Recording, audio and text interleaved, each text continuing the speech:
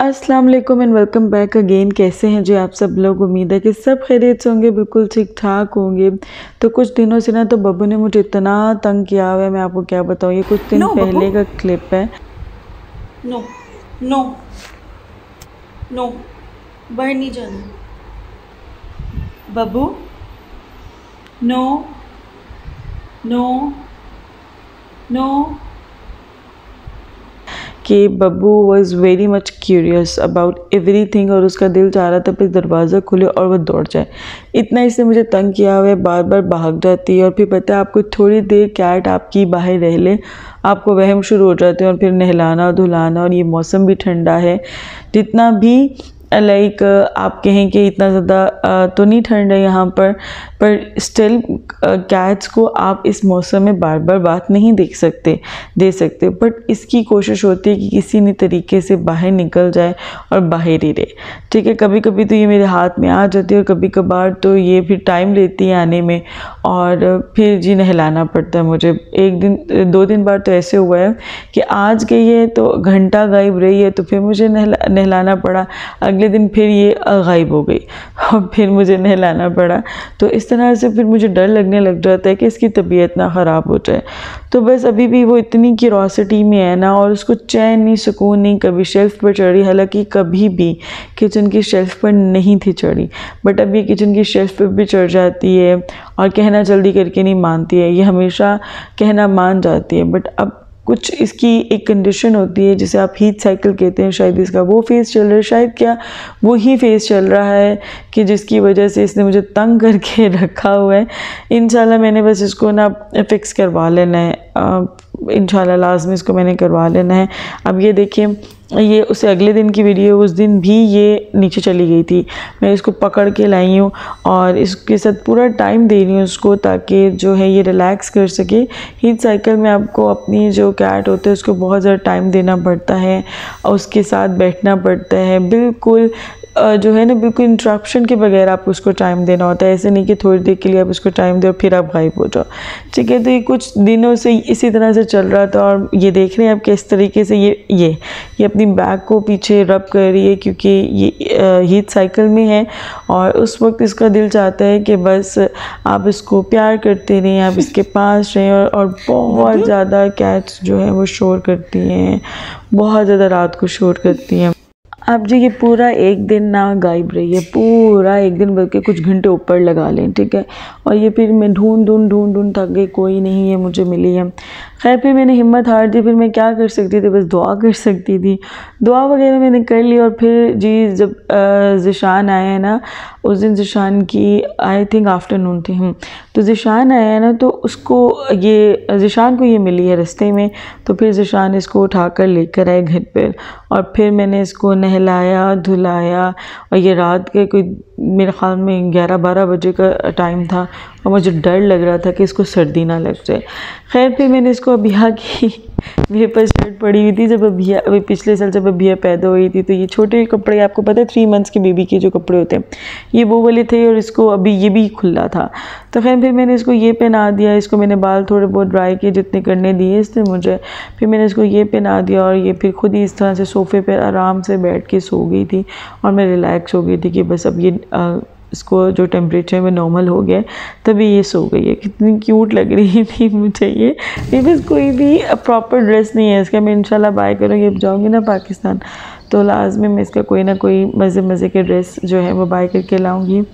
और यहाँ पर जो ये सुबह फजर के बाद का टाइम है, बहुत खूबसूरत मनाजिर होते हैं।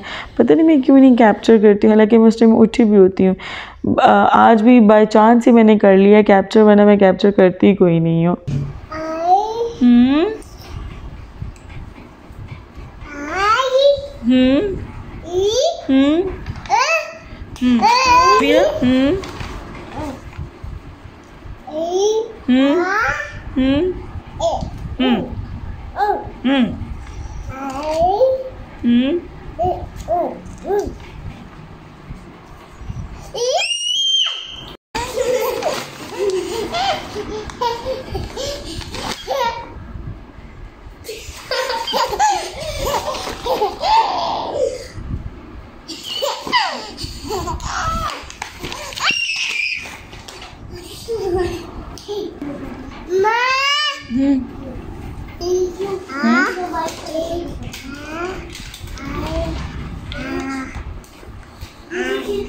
यहाँ पर जी मैंने बनाई थी अपनी बड़ी मज़ेदार किस्म की कॉफ़ी और साथ में मैंने ये ले लिए हैं जी एक अदर जिसे हम ब्राउनी केक टाइप लाए हुए थे, और इसके साथ मैंने पी कॉफ़ी और साथ में यहाँ पर जी 2 अदर अंडे हैं बॉईल किए, ये मैं ज़िशान को देने लगी थी, जिसके ऊपर थोड़े से मैंने ब्लैक पेपर डाला है, थोड़ा सा सॉल्ट डालूँगी एंड दैट्स इट।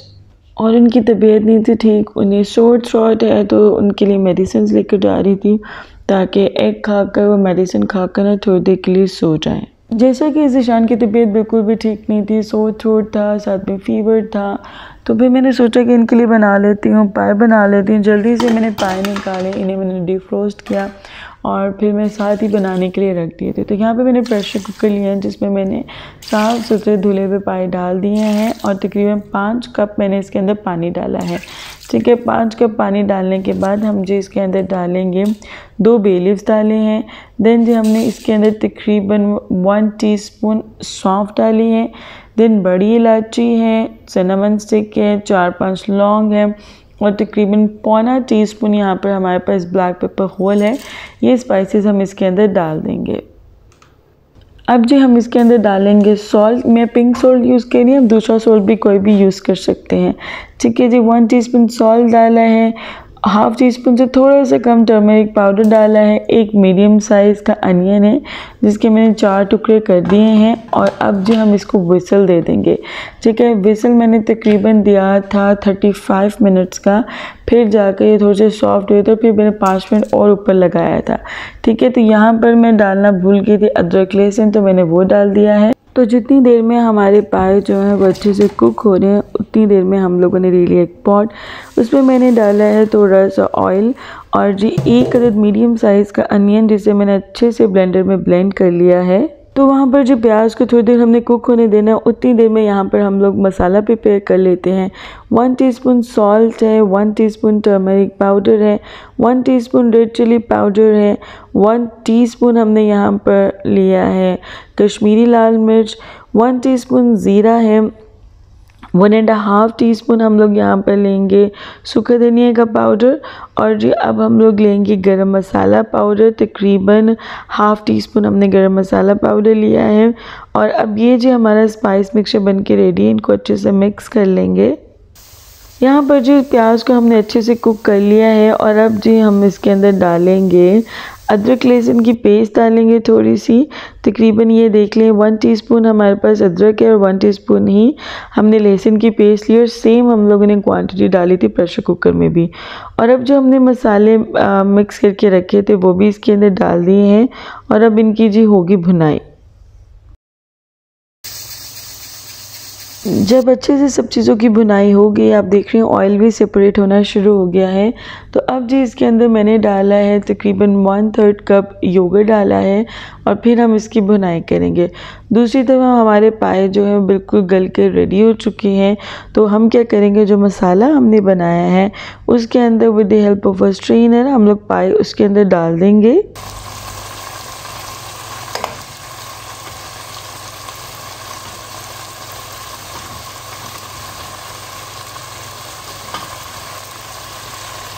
अब जी बहुत ज़रूरी स्टेप वो ये है कि भुनाई, अगर आप पाए कि इस टाइम पर भुनाई नहीं करेंगे तो इसमें से हो सकता है आपको स्मेल आए, इसलिए तकरीबन 5 मिनट मैं टिका कर इसकी भुनाई करूँगी।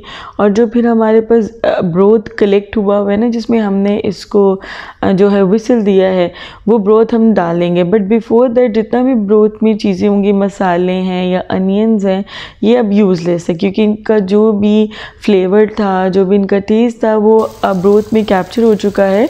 सो हम लोग सिर्फ ब्रोथ इसके अंदर डाल देंगे आफ्टर भुनाई। भुनाई लाजमी आप लोगों ने करनी है, वरना पाए कभी भी आपके टेस्टी नहीं बनेंगे।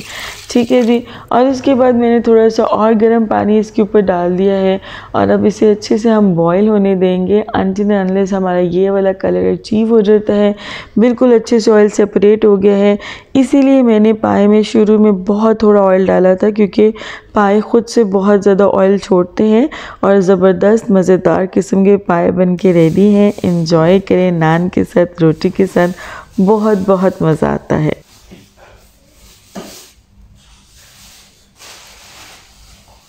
आयान को बहुत ज़्यादा मज़ा आता है सफाई वाली कामों में। एक्चुअली वो मुझे हर वक्त सफाई करते देखता रहा है, तो बहुत ज़्यादा इन्जॉय करता है चीज़ों को क्लीन कर कर। और जबकि ईमान जो है ना उसका उल्ट हिसाब है, वो आराम करना पसंद करती है, बिल्कुल भी किसी किस्म के काम करना पसंद नहीं करती। देखिए मेरी बेटी ने कितना अच्छा शू रैक सेट किया है।